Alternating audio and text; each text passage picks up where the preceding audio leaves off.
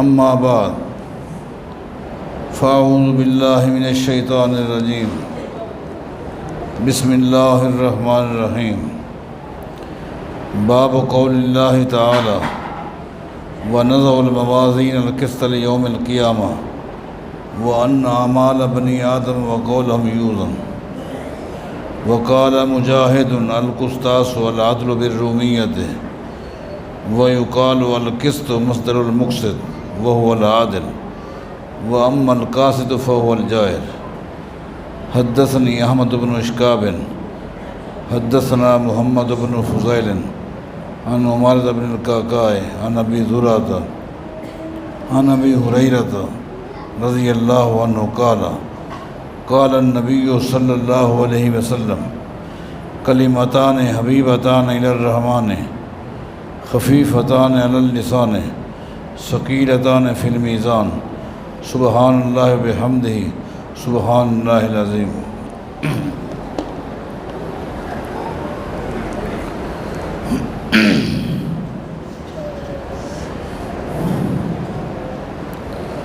مرکز اصحاب الکہف الاسلامی للبنین والبنات، سیکٹر 11 جی، نیو کراچی. اس ادارے کا یہ 7واں سال ہے.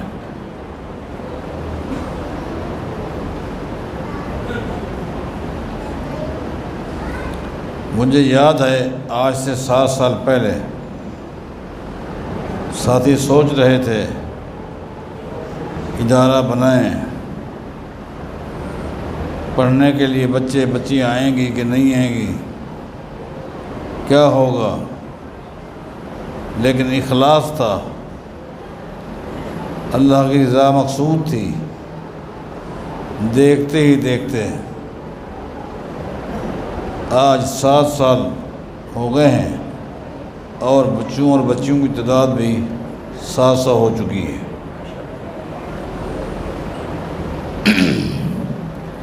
اس میں مختلف شعبہ جات ہیں. علوم اسلامیہ کا جو شعبہ ہے وہ شعبہ للبنات ہے، وہ لڑکیوں کا شعبہ ہے جس میں 5 سالہ کورس ہے.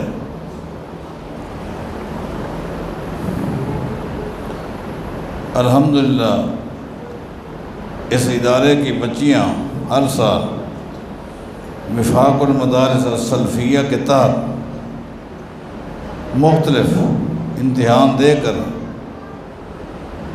بہترین پوزیشن میں نمبر لے رہی ہیں. اللہ مزید کامیابی عطا فرمائے.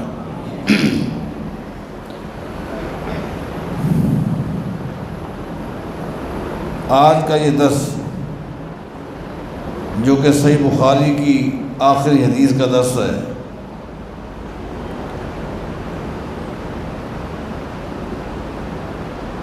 اس درس کے شروع میں بتاؤں گا کہ خواتین کو دینی تعلیم دینے کا دین اسلام کیا کہتا ہے.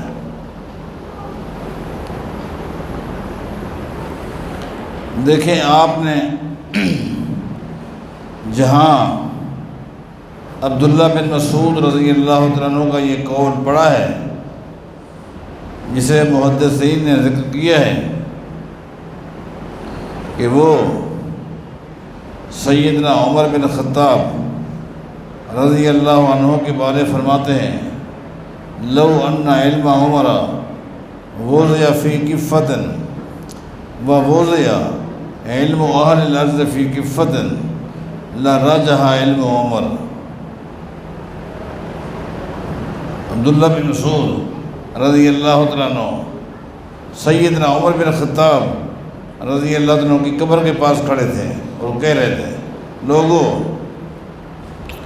آج ایک ایسے شخص کو دفن کیا گیا ہے کہ اگر آج زمین پر موجود جتنے علماء موجود ہیں ان تمام علماء کے علم کو ترازو کے ایک پلڑے میں رکھ دیا جائے اور دوسرے پلڑے میں عمر بن خطاب کے علم کو رکھ دیا جائے وہ پڑھنا بھاری ہوگا جس میں عمر بن خطاب کے علم کو رکھا جائے گا۔ تو اسی طرح امام زہری کا بھی قول آپ نے سنا ہوگا۔ امام زہری رحمہ اللہ فرمایا کرتے تھے، جیسا کہ طبرانی کے اندر موجود ہے، اور امام طبرانی نے ثقہ روات کے ساتھ اسے ذکر کیا ہے۔ وہ فرمایا کرتے تھے، لو جمع علم هذه الامہ لو جمع نساء هذه الامہ، کہ اس وقت زمین کی پشت پر جتنی خواتین عالمہ فاضلہ موجود ہیں، تمام خواتین کے علم کو، بلکہ فرماتے ہیں کہ بشمول امہات المؤمنین سمیت اگر تمام صحابیات اور تابعین تابعات کے علم کو ترازو کے ایک پڑھنے میں رکھ دیا جائے اور دوسرے پڑھنے میں سیدہ عائشہ کے علم کو رکھ دیا جائے، تو وہ پڑھنا بھاری ہوگا جس میں سیدہ عائشہ کے علم کو رکھا گیا ہے۔ اب سوال یہ ہے کہ سیدہ عائشہ نے یہ علم کہاں سے حاصل کیا؟ یہ علم کہاں سے حاصل کیا؟ اور آپ جانتے ہیں، جب بھی امت کے ساتھ کسی مسئلے میں اشکال پیدا ہوا، اس کا حل اگر ملا تو سیدہ عائشہ سے ملا۔ امام مالک نے موطا کے اندر طہارت کا ایک مسئلہ بیان کیا ہے، میں اس مسئلے کی طرف نہیں جا رہا۔ اس مسئلے میں تمام صحابہ دو حصوں میں تقسیم ہو گئے تھے، اور ایک حصہ دوسرے حصے کا، دوسرا گروہ پہلے گروہ کا ایک لفظ بھی ماننے کے لیے تیار نہیں تھا۔ آخر کا جب وہ مسئلہ سیدہ عائشہ کے پاس پیش کیا گیا، سیدہ عائشہ نے وہ حل پیش کیا کہ پوری امت متفق ہو گئی۔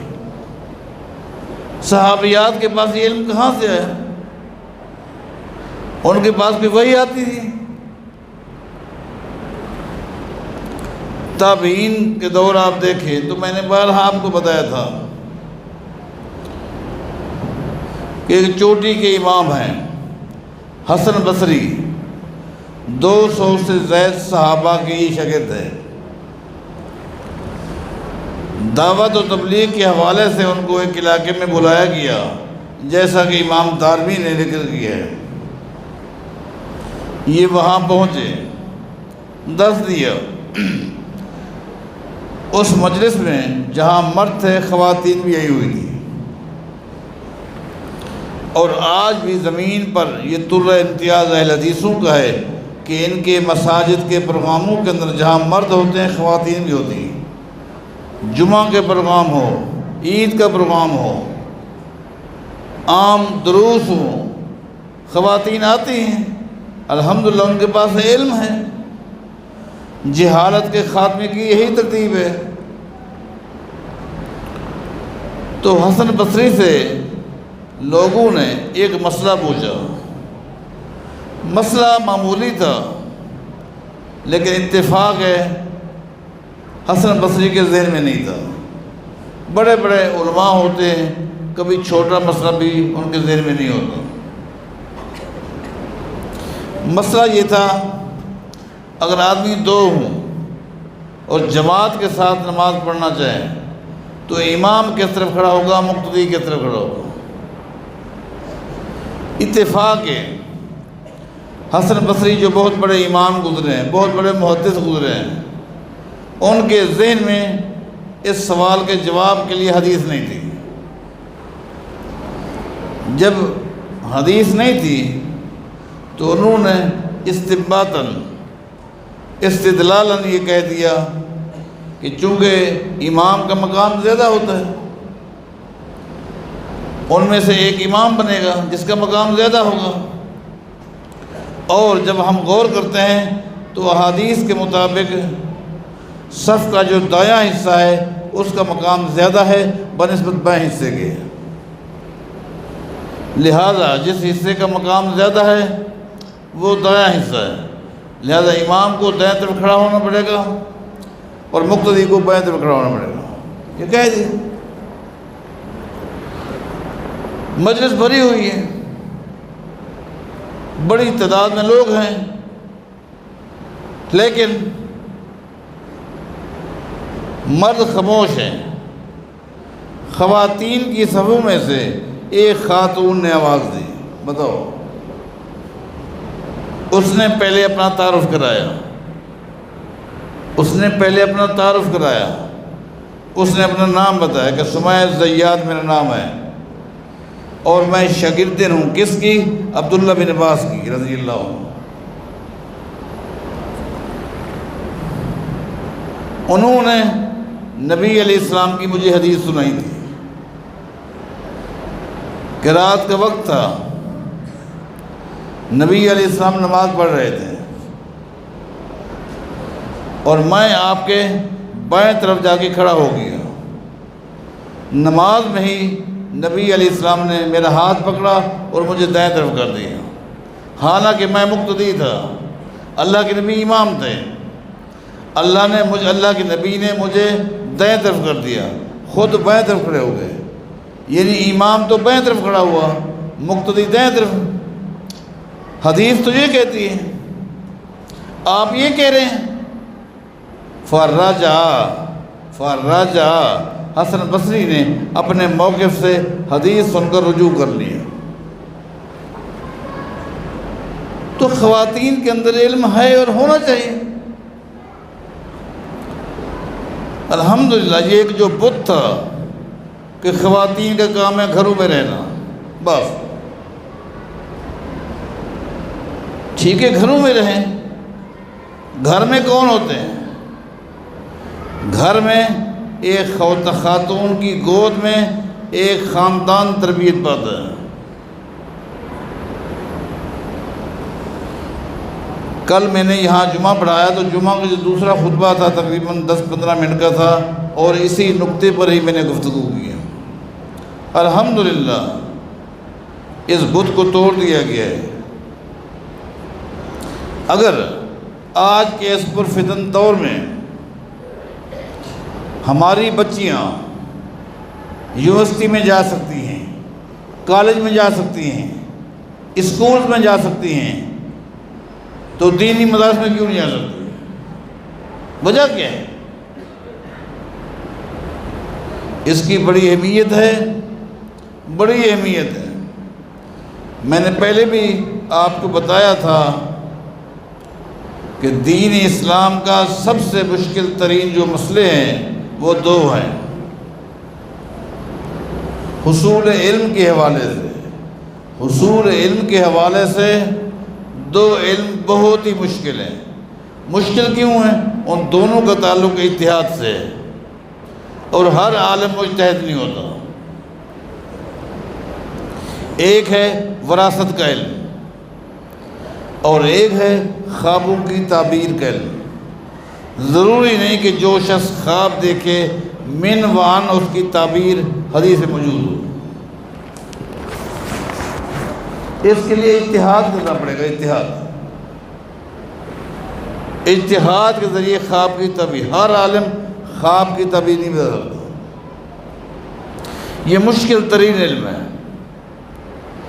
اور یہ علم خوابوں کی تعبیر کا ہر عالم کی پاس نہیں ہوتا۔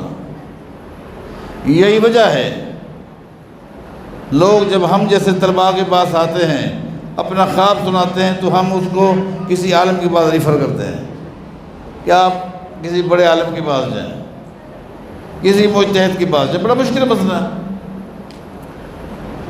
آپ کو پتہ ہے نبی علیہ السلام کے دور میں آپ کی امت میں خوابوں کی تعبیر کا سب سے زیادہ علم کس کے پاس تھا؟ اسماء بنت امیس کے پاس تھا رضی اللہ عنہ۔ اسماء بنت امیس کے پاس سب سے بڑا علم تھا،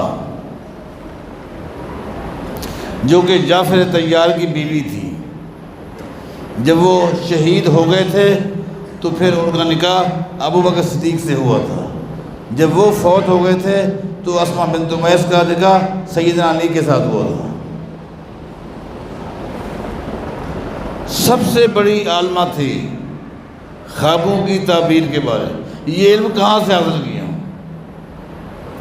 حتیٰ کہ اتنا ان کے پاس علم تھا کہ سیدنا عمر بن خطاب رضی اللہ تعالیٰ عنہ کے نے اپنی زندگی میں جو آخری جمعہ پڑھایا، کس نے؟ امیر المومنین عمر بن خطاب رضی اللہ تعالیٰ عنہ نے اپنی زندگی میں جو آخری جمعہ پڑھایا، اس جمعہ میں فرمایا تھا، لوگوں میں نے ایک خواب دیکھا ہے. کون کہہ رہے ہیں؟ جس کے بارے میں ابھی کہہ چکا ہوں جن کا علم کتنا تھا. لوگوں میں نے ایک خواب دیکھا ہے، اور اس خواب کی تعبیر معلوم کرنے کے لیے میں اسماء بنت امیس کے پاس گیا تھا. بتاؤ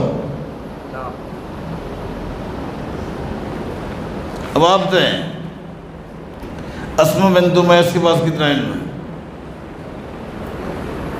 میں اسماء بنت امیس کے پاس گیا تھا رضی اللہ عنہ، تو ان کو میں نے اپنا خواب سنایا. انہوں نے مجھے بتایا ہے، اے امیر المومنین رضی اللہ عنہ، آپ کے خواب کی تعبیر یہ ہے، بس آپ ہمارے مہمان ہیں.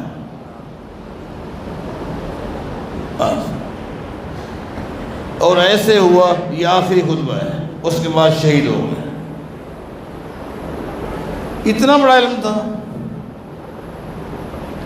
اور ویسے بھی میں آپ کو معذرت کے ساتھ کہوں گا، بہت سارے اداروں کے ساتھ میرا ایک تعلق ہے، اس میں بنین کے ادارے بھی ہیں، بنات کے ادارے بھی ہیں.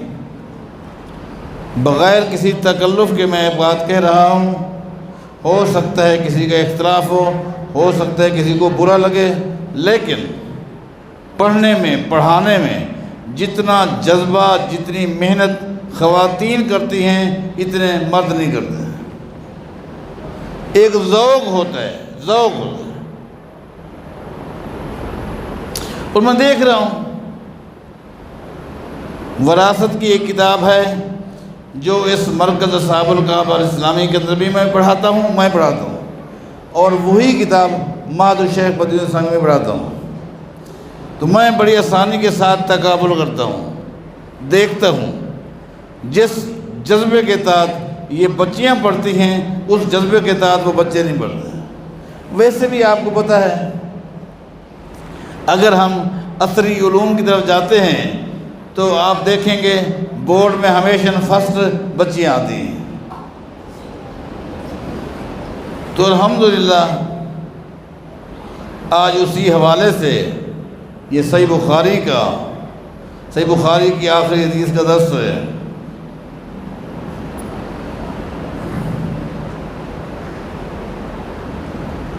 دیکھیں بات یہ ہے کہ میں کچھ باتیں امام بخاری رحمہ اللہ کے حوالے سے آپ کو بتاؤں گا، اور کچھ باتیں صحیح بخاری کے بارے بتاؤں گا، اور پھر آخری حدیث طرف جائیں گے.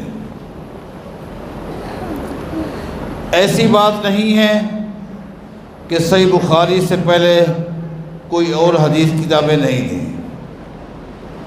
ایسی بات بالکل نہیں ہے کہ امام بخاری پہلے ہی شخص ہیں جنہوں نے حدیث کتاب لکھی. یہ بات غلط ہے کہ حدیث کی لکھائی 3 صدی میں شروع ہوئی، اس سے پہلے لکھائی کا سلسلہ نہیں تھا. یہ غلط ہے. یہ تو بات آپ اپنے دماغ سے ہی نکال دیں.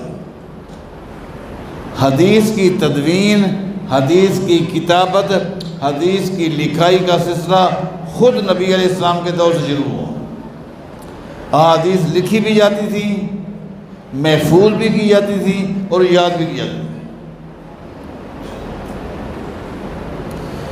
یہ آپ نے حدیث اکثر نہیں پڑھی، یہ خواہ جھوٹ ہے.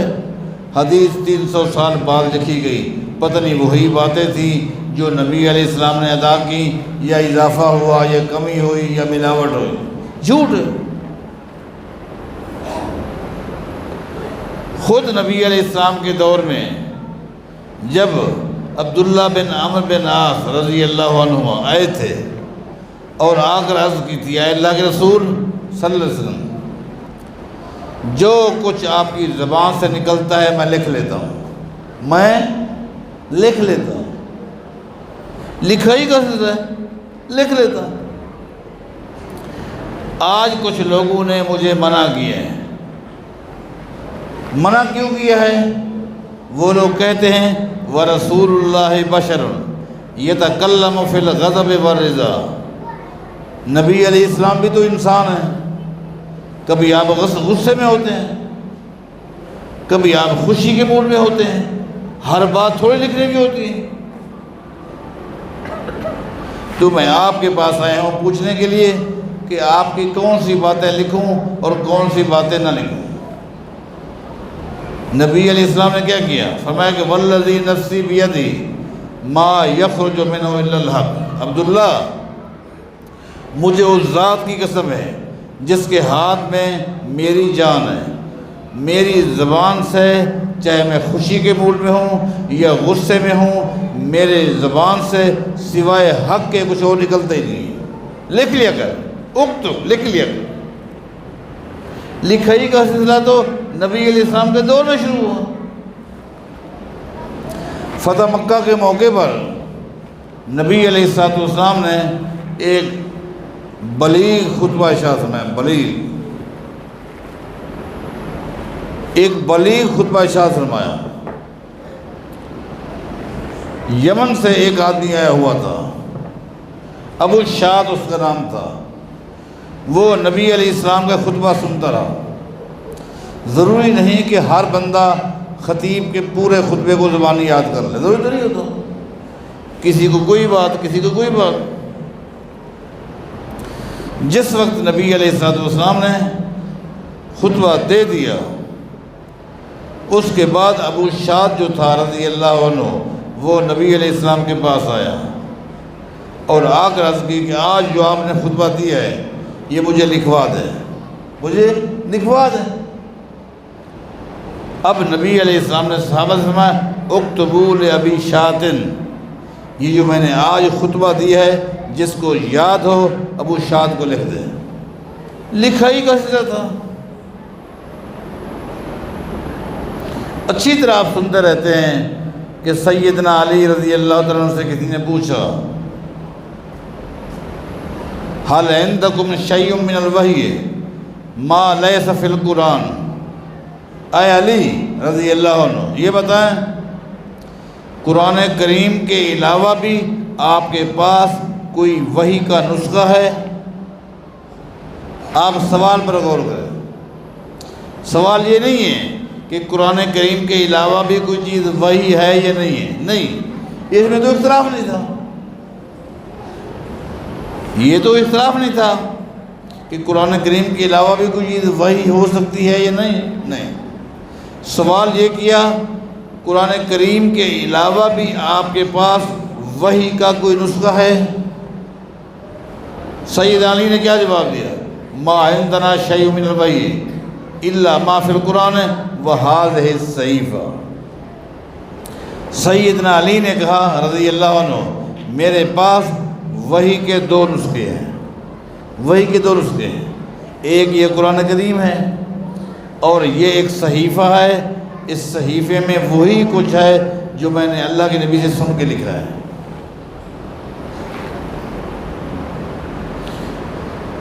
اگر اسی بات کو کروں لمبا تو بڑا پھیلاؤ ہو جائے گا کہ یہ سلسلہ چلتا رہا۔ ایک کتاب ہے الحمدللہ جو آپ کو ہر مکتبے میں مل جائے گی، اس صحیفے کا نام ہے حمام بن منبہ۔ یہ ایک کتاب ہے، حدیث کتاب ہے، اس کا نام ہے صحیفہ حمام بن منبہ۔ یہ آپ کو ہر مکتبے میں مل جائے گی۔ یہ کتاب جو حدیث کی ہے کس نے لکھی؟ یہ حمام بن منبہ کون تھا جس نے یہ حدیث کتاب لکھی ہے؟ یہ حمام بن منبہ جو تھا یہ شاگرد ہے کس کا؟ ابو ہریرہ رضی اللہ عنہ۔ اور ابو ہریرہ شاگرد ہے کن کے؟ محمد الرسول اللہ کے۔ دیکھیں ہر دور میں احادیث کو لکھا جا رہا ہے۔ یہ کہنا پتہ نہیں وہ الفاظ تھے جو اللہ کے نبی نے ادا کیے یا ملاوٹ ہو گئی، یہ خامخواہ کی بات ہے۔ یہ تو میں آپ کو بات بتا رہا ہوں پہلی صدی کی، پھر دوسری صدی میں آپ جائیں، احادیث کو لکھنے والے بے انتہا ملیں گے۔ امام ابو داؤد الطیالسی ہیں جن کا تعلق دوسری صدی سے ہے، ان کی حدیث کتاب ہے مسند ابی داؤد۔ یہ کن کے استاد ہیں پتہ ہے آپ کو؟ امام احمد بن حنبل کے استاد ہیں، اور امام احمد بن حنبل کس کے استاد ہیں؟ امام بخاری کے۔ یہ دوسری صدی ہے۔ امام مالک کی موطا دوسری صدی ہے۔ امام شافعی کی حدیث کی بہت بڑی کتاب کتاب الام دوسری صدی ہے۔ کس نے کہا آپ کو؟ ہر دور میں۔ البتہ جو بات بتانی ہے وہ یہ ہے، ان محدثین میں جو اعزاز، جو مقام امام بخاری کو حاصل ہے، آپ سے پہلے یہ کسی محدث کو حاصل نہ ہو سکا، اور آج تک کسی کو حاصل نہیں ہو سکا۔ جس طرح جن شروط کے ساتھ، جن قیود کے ساتھ، جن اصولوں کے تحت امام بخاری نے احادیث کو صحیح بخاری میں جمع کیا ہے، اس طرح کی شرائط نہ کسی نے پہلے طے کی تھی نہ بعد میں کی۔ بڑی کڑی شرائط کے ساتھ، بڑی کڑی شرائط کے ساتھ احادیث کو لکھنے کا اہتمام کیا۔ ان کڑی شرائط کے بعد بھی، احادیث کو جمع کرنے کے بعد بھی، پھر بھی امام بخاری نے پھر بھی کسی بھی حدیث کو اس وقت تک اپنی صحیح بخاری میں شامل نہیں کیا جب تک کہ اس حدیث کی تحقیق مکمل تمہید کے بعد پھر بھی امام بخاری نے 2 رکعت نماز نہ پڑھی۔ 2 رکعت نماز پڑھی، استخارہ کیا، دل مطمئن ہوا، پھر جا کر اس حدیث کو صحیح بخاری میں رکھ دیا۔ اتنا اہتمام۔ اور اس سے بڑھ کر امام بخاری نے صحیح بخاری میں جو احادیث لکھی ہیں، یہ احادیث آپ کو صحیح مسلم میں، ابو داؤد میں، ترمذی میں، نسائی میں، ابن ماجہ میں، مسند احمد میں، موطا میں مل جائیں گے۔ لیکن ان احادیث کے لیے امام بخاری نے جو تبویب، جو ابواب قائم کیے ہیں، جو تراجم قائم کیے ہیں، جو ان احادیث سے استنباطاً، استدلالاً، استخراجاً مسائل نکالے ہیں، اس طرح کا ملکہ اللہ نے امام بخاری کے علاوہ کسی کو نہیں دیا۔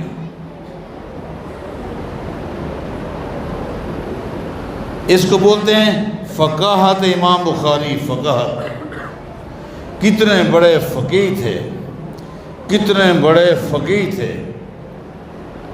کیا اللہ تعالیٰ نے ان کو صلاحیت دی تھی، کیا اللہ نے ان کو مقام دیا تھا جس کی مثالیں ہی نہیں دیا سکتی، کتنا اللہ نے ان کو ذہانت دی تھی، کس قدر اللہ نے ان کو حافظہ دیا تھا۔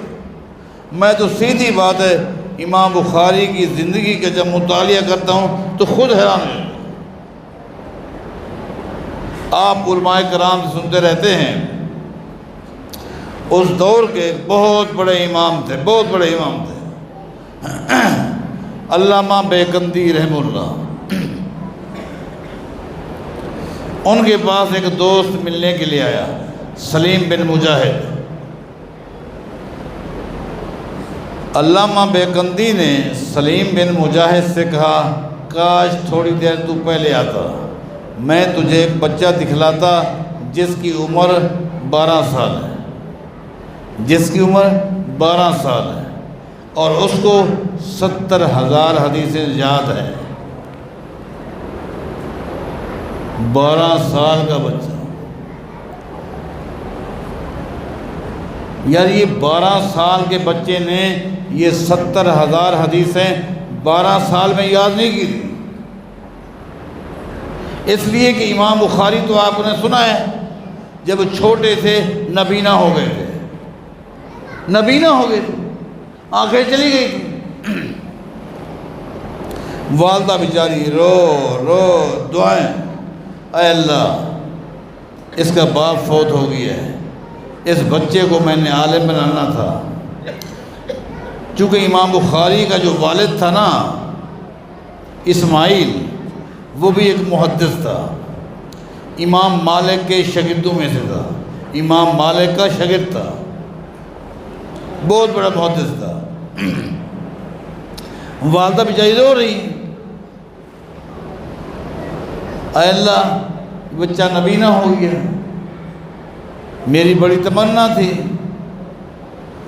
10 سال کی عمر تھی، یہ نابینا تھے، اور اللہ تعالیٰ نے امام بخاری کی والدہ کی دعا کو قبول کیا، آنکھیں واپس کر دی۔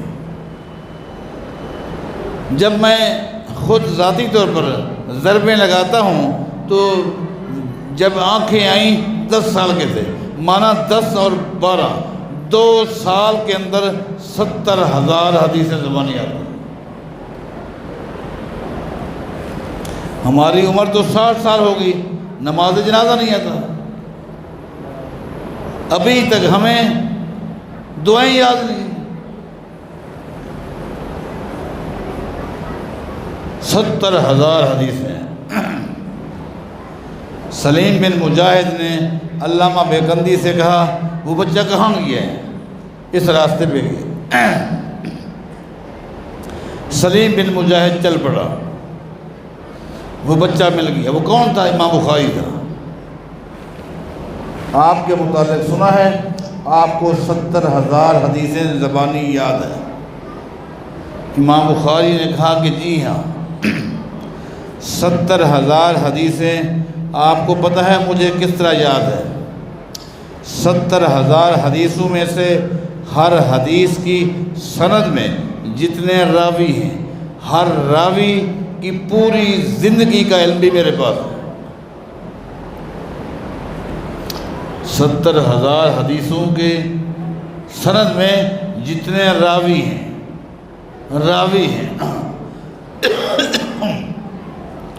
ہر راوی کی پوری زندگی، کس کا بیٹا تھا، کس کا پوتا تھا، کہاں پڑھا، معاملات، اخلاقیات، عقیدہ، سب کچھ، اتنا علم اللہ نے بھی نہیں دے دی۔ اور جب میں پڑھتا ہوں تو میں حیران ہو جاتا ہوں کہ اللہ نے وہ ایک جملہ سنا کرتے ہیں کہ وہ کہتے ہیں کہ فلاں بندے کا بازو ٹوٹ گیا، جب بن لگا تو پہلے سے اچھا لگ گیا، بازو ٹوٹا جب لگا تو پہلے سے بھی اچھا لگ گیا۔ امام بخاری کو اللہ نے جب آنکھیں دیں تو وہ آنکھیں پہلے سے بھی زیادہ اچھی تھیں۔ کیوں؟ اتنا تیز روشنی ہو گئی، اتنا تیز روشنی ہو گئی، حتیٰ کہ امام بخاری نے، ان کی ایک کتاب ہے امام بخاری کی کبیر، تاریخ کبیر، امام بخاری کی، یہ 4 جلدوں میں ہے، 4 جلدوں میں۔ یہ پوری کی پوری کتاب امام بخاری نے رات کو چاند کی روشنی میں بیٹھ کے لکھی ہے۔ بتاؤ، چاند کی روشنی میں بیٹھ کر یہ 4 جلدوں پر مشتمل جو کتاب ہے یہ لکھی ہے، اللہ نے کیسے بھی نہیں دے دی۔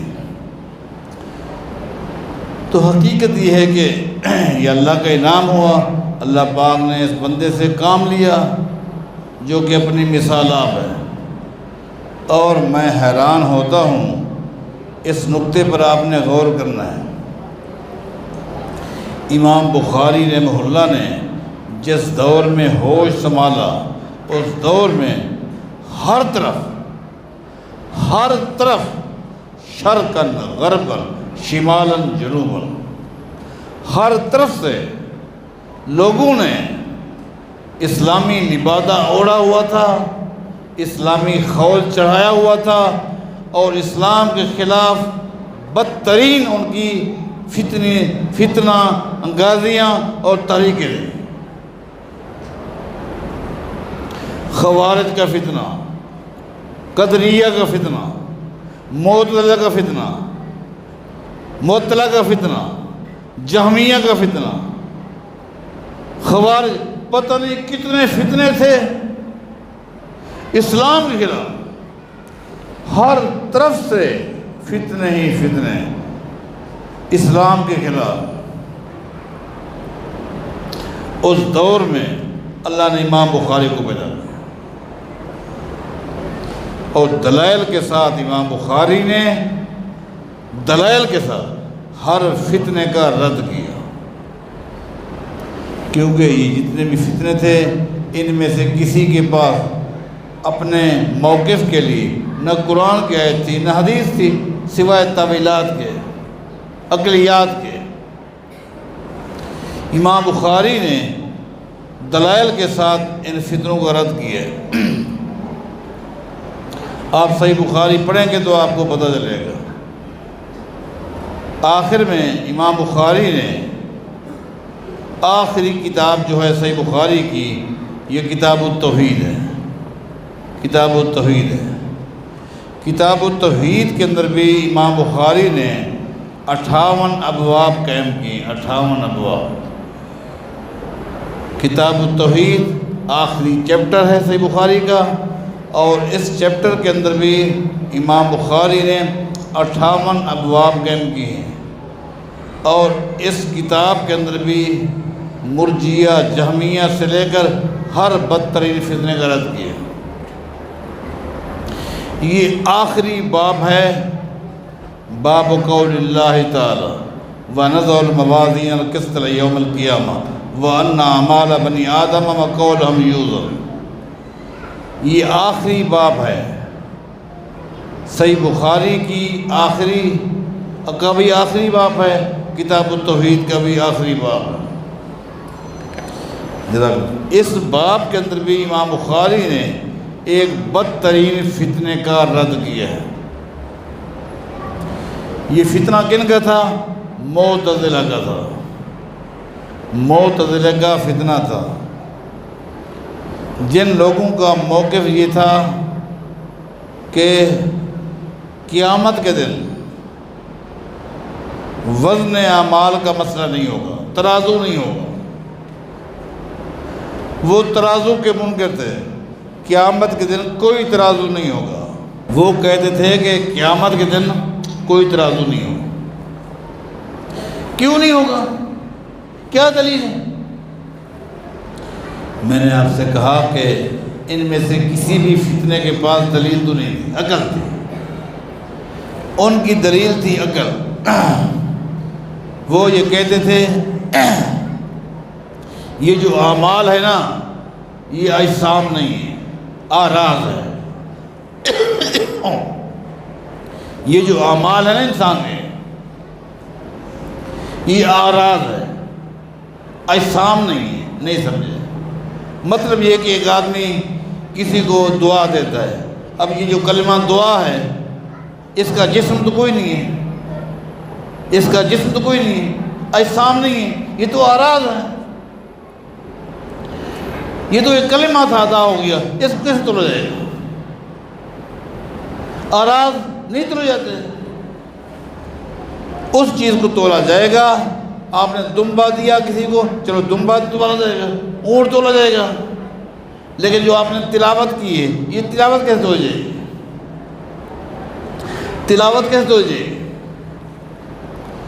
آپ نے کسی کو گالی دی ہے، گالی، یہ گالی کیسے ہو جائے گی؟ اچھے کام بھی ہیں، برے بھی ہیں، تولے کیسے جائیں گے؟ جن کے پاس دینی علوم نہیں تھا، اثری علوم تھا۔ وہ کہتے ہاں بات تو یہ صحیح ہے، بات تو صحیح ہے،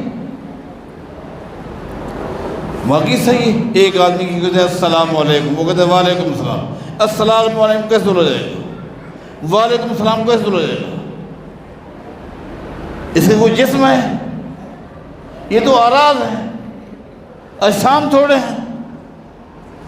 جب تولے نہیں جائیں گے تو ترازو کس چیز کا؟ ترازو نہیں ہو۔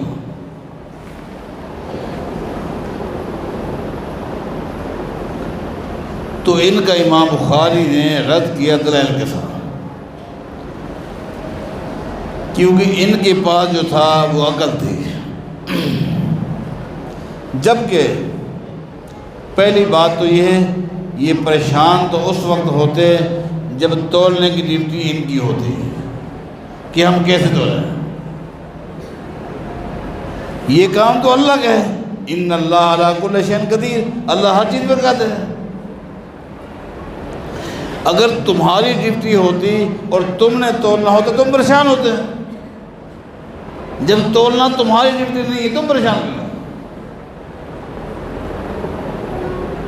رہا معاملہ اگر تمہارے نزدیک معیار عقل ہے تو عقل تو بہت سی چیزوں کو نہیں مانتی، پھر عقل جس کو نہیں مانے گی عہد کر دو گے۔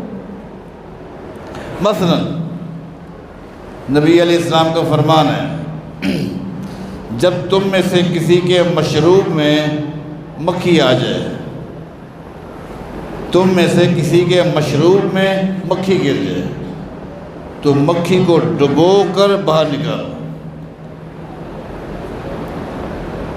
مکھی کو اچھی طرح مشروب میں پانی میں ڈبو کر باہر نکالو۔ کیوں؟ اس لیے کہ نبی علیہ السلام فرماتے ہیں مکھی جو ہے اس کے ایک پر میں بیماری ہے، ٹھیک ہے، اس کے ایک پر میں بیماری ہے اور دوسرے پر میں شفا ہے۔ فَإِنَّهُ، یہ بات تو سمجھ آ گئی۔ اگلی بات فَإِنَّهُ يُقَدِّمُ السُّمَّ، نبی علیہ السلام فرماتے ہیں فَإِنَّهُ يُقَدِّمُ السُّمَّ، مکھی جب کسی پانی میں گرتی ہے اس پر کو گراتی ہے جس میں بیماری ہے، وَيُؤَخِّرُ الشِّفَاء، جس میں شفا ہے اس کو اوپر نکلتی ہے۔ اب اس بات کو کل نہیں مانتی کہ مکھی کو کس نے بتایا، مکھی کو کیسے پتہ چلا کہ میرے اس پر میں بیماری ہے، اس میں شفا ہے؟ عقل نہیں مان، یہ کوئی بات ہے؟ پھر انکار کر دو۔ نبی علیہ السلام کی حدیث ہے ان الشیطان یجری مجری الدم، ان الشیطان یجری مجری الدم، شیطان انسان کی رگوں میں اس طرح دوڑتا ہے جس طرح خون۔ ایک حدیث ہے، ایک حدیث میں آتا ہے کہ جب سورج نکل رہا ہو اس وقت سجدہ نہ کیا کرو، جب سورج نکل رہا ہو اس وقت سجدہ نہ کیا کرو۔ کیوں؟ اس لیے کہ شیطان کے دو سینگوں کے بیچ میں سورج نکلتا ہے۔ ایک حدیث سے لگا شیطان اتنا چھوٹا ہے انسان کی رگوں میں دوڑتا ہے، اتنا چھوٹا ہے، اتنا چھوٹا ہے۔ اور دوسری طرف یہ جو سورج ہے ہماری زمین سے بڑا ہے، ایسے نہیں، یہ سورج ہماری زمین سے بڑا ہے۔ جب سورج اتنا بڑا ہے تو شیطان کتنا بڑا ہے کہ جس کے دو سینگوں کے بیچ میں یہ سورج نکلتا ہے؟ عقل نہیں مانتی۔ ایک حدیث میں تو اتنا سا شیطان ہے جو ہماری رگوں میں داخل ہو جاتا ہے، ایک حدیث میں اتنا بڑا شیطان ہے جس کے دو سینگ ان کے درمیان اتنا فاصلہ ہے کہ سورج آئے۔ بتاؤ، حدیث نہیں مانتی، عقل نہیں مانتی، رد کر دو۔ ایک حدیث میں آتا ہے ایک صحابی ہیں، اس صحابی کی شکل میں جبریل علیہ السلام اللہ کے نبی کے پاس صحابی کی شکل میں آتے تھے، اور آتے کب تھے؟ جب وہ صحابی نہیں ہوتا تھا، اس صحابی کی غیر موجودگی میں اس صحابی کی شکل میں نبی علیہ السلام کے پاس تھا، اور نبی علیہ السلام سے گفتگو کرتا۔ بعد میں اللہ کے نبی فرماتے جانتے ہو یہ کون تھا؟ جی ہاں، یہ تو دہیہ کلبی تھا۔ کون تھا؟ صحابی کا نام تھا دہیہ کلبی۔ دہیہ کلبی تھا؟ فرمایا نہیں، ذاک جبریل، جبریل تھا، دہیہ کلبی کی شکل میں۔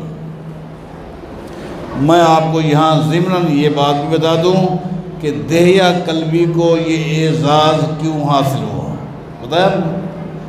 دہیہ کلبی کو یہ اعزاز کیوں حاصل ہوا؟ اس کی غیر موجودگی میں جبریل اس کی ہی شکل میں آتا تھا۔ اس لیے یہ دہیہ کلبی وہ شخص ہے جس نے اسلام سے پہلے 6 سال کی بچی کو زندہ کو دفن کیا تھا۔ جو ملک شام جانے لگا تھا، اس کی بیوی حمل کے ساتھ تھی، تو اس نے جاتے ہوئے کہا تھا، حدیث سنی ہوئی آپ نے، کہ میرے بعد اگر بچہ پیدا ہو جائے تو خاندان برادری کے مطابق اس کا نام رکھنا، اس کی تربیت کرنا، لڑکی پیدا ہو جائے دفن کر دینا۔ وہ چلا گیا۔ عربی جاتے تھے تو پھر واپسی کا رخ نہیں کرتے تھے۔ تقریباً 6 سال کے بعد آیا واپس، دروازہ کھٹکھٹایا تو تقریباً 6 سال کی بچی نے دروازہ کھولا۔ اس کی آنکھوں میں خون آ گیا، کیا ہو گیا؟ یہ کون ہے؟ عورت کا دل بنسبت مرد کے نرم ہوتا ہے۔ بیوی نے بتایا، یہ میں تو اکیلی رہتی تھی، یہ محلے والوں کی بچی ہے، میرے گھر آتی ہے، میرا دل لگا رہتا ہے۔ اس نے کہا نہیں، اس کی شکل، اس کی وضاحت لگتا ہے یہ میری بیٹی ہے، مجھے لگتا ہے کہ تو نے میری وصیت پر عمل نہیں کیا۔ ٹھیک ہے، آپ سنتے رہتے ہیں 6 سال کی معصوم بچی کو لے کر جنگل میں چلا گیا، ماں نے بتا دیا جس ابو کو تم یاد کیا کرتے تھے یہ تیری ابا۔ گڑھا کھودا، بیچاری بیٹھی رہی، جب گڑھا کھود لیا بچی کو دھکا دیا، وہ آواز باپ کو پکارتی رہی، یہ مٹی ڈالتا رہا، وہ پکارتی رہی، مٹی ڈالتا، زندہ دفن کر کے آ گیا تھا۔ جس دن اس نے اسلام قبول کیا تھا، اس نے نبی علیہ السلام کو اپنا واقعہ سنایا تھا، میں اسلام تو قبول کر رہا ہوں، میری یہ غلطی معاف ہو جائے گی؟ نبی علیہ السلام اس قدر روئے کہ آپ کی آنکھوں سے فرمایا، دہیہ ان الاسلام یہدی بما کان قبلہ، یہ اسلام کی خوبی ہے کہ جس کی برکت سے پچھلے گناہ معاف ہو جاتے ہیں، ورنہ تیری بربادی کے لیے یہی گناہ کافی ہے۔ اس نے ایسی توبہ قبول کی، ایسی سچی توبہ قبول کی، سچا مسلمان بنا کہ جب بھی وہ نہیں ہوتا اللہ جبریل کو اسی دہیہ قلبی کی شکل میں بھیج دیتا۔ خیر، واپس آئیے، میں کہہ رہا تھا ایک طرف تو جبریل دہیہ قلبی کی شکل میں آتا تھا، ایک انسان کی شکل میں۔ ایک طرف حدیث میں آتا ہے نبی علیہ السلام نے فرمایا کہ ایک دن میں نے جبریل کو دیکھا، اس کے 600 پر تھے، ان میں سے ایک پر مشرق میں تھا، ایک مغرب میں تھا۔ اب ایک حدیث میں جبریل چھوٹا تھا، ایک میں اتنا بڑا، ایک اتنا بڑا، اتنا بڑا کہ اس کا ایک پر مشرق میں ایک مغرب میں، عقل نہیں مانتے۔ تو بات یہ نہیں ہے، تو وہ یہ کہتے تھے کہ چونکہ یہ آراز ہیں، ان کا وزن نہیں ہوگا، اجسام نہیں ہے۔ خیر، اب تو الحمدللہ معاملہ ختم ہو گیا، اب تو یہ اعتراض بھی ختم ہو گئے، قرآن و حدیث کا فیصلہ اٹل ہے۔ اب تو آراز کو انسان توڑ رہا، انسان توڑ رہا۔ ایک ڈاکٹر صاحب کے پاس آپ جاتے ہیں نا جی، ڈاکٹر صاحب کہتے ہیں منہ کھول، اس کے پاس ایک تھرمامیٹر ہے، وہ اندر رکھتا ہے، وہ کہتا ہے 102 پہ بخار ہے، بخار کو اس نے تولا، انسان کو نہیں تولا۔ انسان تو اجسام ہے نا، یہ جو بخار ہے یہ تو عوارض ہے۔ 102 پہ بخار ہے، 104 بخار ہے۔ بخار کیا ہے؟ بخار کا جسم ہے، انسان کا جسم ہے نا، بخار کا جسم ہے۔ ڈاکٹر کس کو توڑ رہا ہے؟ عوارض کو توڑ رہا ہے، اعراض کو توڑ رہا ہے۔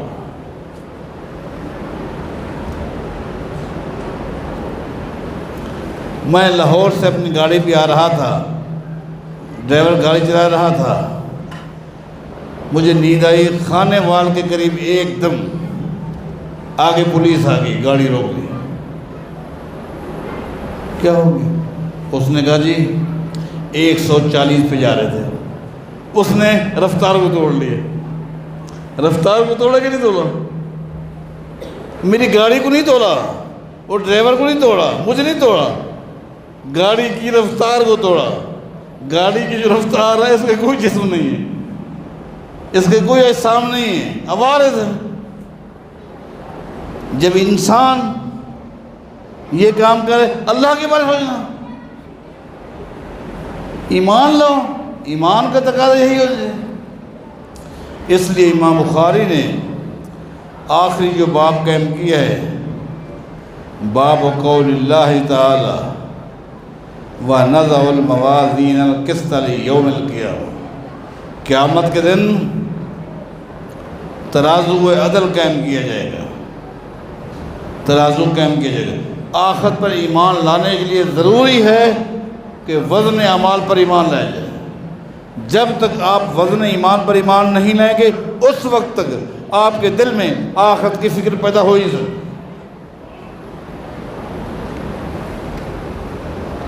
قرآن کریم کتنی آیت ہیں؟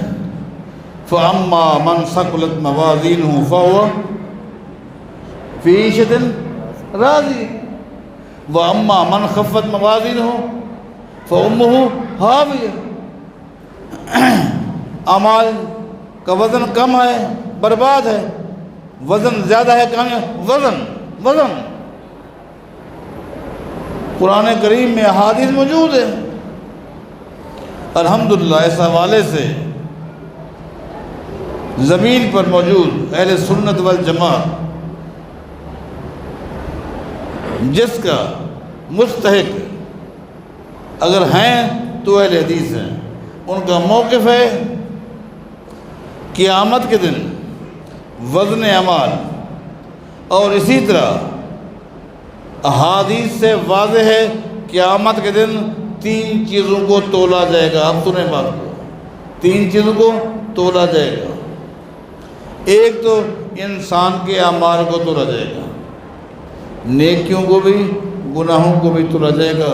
احادیث موجود ہے، قرآن موجود ہے۔ نبی علیہ السلام کا فرمان ہے قیامت کے دن سب سے وزنی عمل بندے کا اچھا اخلاق ہے۔ جب تولا جائے گا سب سے وزنی اعمال کو تولا جائے گا، اقوال کو بھی تولا جائے گا۔ والحمدللہ تملأ المیزان، یہ کلمات ہیں جو میزان کو بھر دیتے ہیں، میزان کو بھر دیتے ہیں۔ اعمال کو تولا جائے گا، ہمارا ایمان ہے۔ کس طرح تولا جائے گا؟ وَكَانَ اللَّهُ عَلَىٰ كُلِّ شَيْءٍ قَدِيرٌ، إِنَّ اللَّهَ عَلَىٰ كُلِّ شَيْءٍ قَدِيرٌ، اللہ ہر چیز پر قادر ہے۔ ہمارا ایمان ہے، تولا جائے گا۔ اسی طرح احادیث سے یہ بات بھی ثابت ہے کہ قیامت دن رجسٹر کو بھی تولا جائے گا جس میں نیکیاں ہوں گی یا گناہ ہوں گے۔ ہمارا ایمان ہے، رجسٹر جن میں نیکیاں ہیں یا جن میں گناہ ہیں ان کو بھی تولا جائے گا۔ ہمارا ایمان ہے، تولا جائے گا۔ آپ نے اکثر علماء کرام سے حدیث بیطاقہ سنی ہے کہ قیامت کے میدان میں ایک شخص کو لایا جائے گا اور اس کے گناہوں کا ایک رجسٹر کھولا جائے گا۔ کل سجل مثل مد البصر، رجسٹر اتنا بڑا ہوگا کہ جہاں تک ایک انسان کی نگاہ جا سکے، اتنا بڑا رجسٹر ہوگا۔ اس پورے رجسٹر میں اس بندے کی ساری برائیاں ہوں گی، نیکی ایک بھی نہیں ہوگی۔ دوسرا رجسٹر، تیسرا، چوتھا، حتیٰ کہ حدیث میں آتا ہے اس کے گناہوں کے 99 رجسٹر ہوں گے، 99۔ اللہ، بیچارہ پریشان ہے، پریشان تو ہوگا کہ 99 رجسٹر ہیں وہ سارے گناہوں کے۔ اس کے بعد اللہ پاک فرمائے گا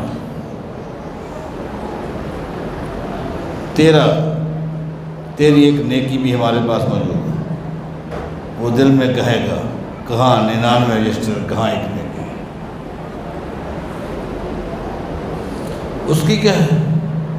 اب 99 رجسٹر اس کے ترازو کے ایک پلڑے میں رہتی ہے۔ حدیث میں کیا ہے؟ ترازو کے ایک پلڑے میں نہیں رہتی ہے۔ میں کہہ رہا تھا کہ دوسری شکل یہ ہے کہ رجسٹر بھی توڑ جائیں گے، وہ ایک نیکی لے جائے گی، ایک پرچی ہوگی۔ حدیث میں ایک پرچی ہوگی، اس پرچی میں کیا ہوگا؟ اس کی توحید کی غلط ہوگی، نہ شرک کرتا تھا، نہ شرک کے خلاف کوئی جملہ سننا گوارا کرتا تھا۔ توحید کے اندر یہ عبادات بھی شامل ہیں، باقی کوتاہیاں تھیں، غلطیاں تھیں، اخلاقیات کی وجہ سے انسان ہوتی ہیں۔ صرف ایک پرچی ہوگی، اس پرچی کو دیکھ کر وہ کہے گا یہ پرچی کیا کہے گی؟ لیکن حدیث میں آتا ہے اس پرچی کو رکھنے سے پہلے اللہ تعالیٰ اس بندے سے پوچھے گا یہ جو 99 رجسٹر ہیں تیرے گناہوں کے، اتنکر ھذا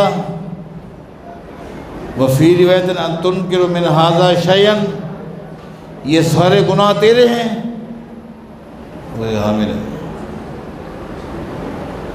ایسا تو نہیں کہ تو نے کوئی گناہ نہ کیا ہو، میرے فرشتوں نے خام خواہ لکھ دیا،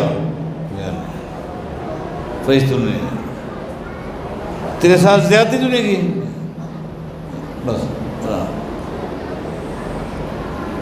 اب اس پرچی کو ترازو کے دوسرے پڑے میں رکھا جائے گا۔ حدیث کے الفاظ ہیں یہ پرچی والا ترازو زمین پر ہوگا اور وہ آسمان پر ہوگا۔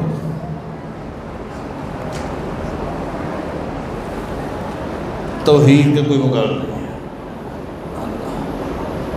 اعمال تو لے جائیں گے جس سے۔ اسی طرح ایک حدیث میں آتا ہے انسانوں کو بھی توڑا جائے گا، انسانوں کو بھی توڑا جائے گا۔ ایک کافر کے بارے آتا ہے لا یزن عند اللہ مثل بعوضۃ، جب ایک کافر کا وزن ہوگا اس کا وزن ایک مچھر کے پر کے برابر بھی نہیں ہوگا۔ انسان تو جائے۔ نبی علیہ السلام کا فرمان ہے والذی نفسی بیدہ لہما اثقل فی المیزان من احد، قیامت کے دن عبداللہ بن مسعود کی پنڈلی کو جب تولا جائے گا اس کا وزن احد پہاڑ سے زیادہ ہوگا۔ ہمارا ایمان ہے، احادیث میں آ گیا ہے، عقل نہیں مانتی نہ مانے، ذہن قبول نہیں کرتا نہ کرے، ہمارا ایمان ہے۔ تو یہ معتزلہ کا فتنہ تھا، اس فتنے کا امام بخاری نے سب سے آخر میں رد کیا ہے، معتزلیوں کا رد کیا ہے، اور تمام فتنوں کا امام بخاری نے دلائل کے ساتھ ہی رد کیا ہے۔ یہ صحیح بخاری کی آخری حدیث تھی، اس کے اندر درمیان میں امام بخاری نے کچھ مفردات کی بھی بحث کی ہے۔ بچیوں نے اپنی معلمات سے، اپنے اساتذہ کرام سے وہ مفردات کی بحث بھی پڑھی ہوگی، اس کے بعد سند ہے، سند بھی پڑھی ہوگی، اور حدیث ہے، حدیث بھی پڑھی ہوگی۔ میں نے خلاصہ یہ باتیں کہی ہیں۔ میں دعا کرتا ہوں اللہ اس مرکز کو تا قیامت آباد فرمائے۔ جو بھائی جو بہنیں اس مرکز کے ساتھ جڑے ہوئے ہیں اللہ ان پر اپنی رحمت نظر فرمائے۔ جو بچیاں پڑھ رہی ہیں، جن بچیوں نے سرفراغت کی ہے، اب ان کا میدان اور مشکل ترین ہو گیا ہے، اس میں اللہ تعالیٰ ان کا حامی و ناصر ہو۔ جو پڑھ رہی ہیں اللہ ان کو کامیابی عطا فرمائے۔ اقول قولی ھذا واستغفر لی ولکم وآخر الحمد للہ رب العالمین۔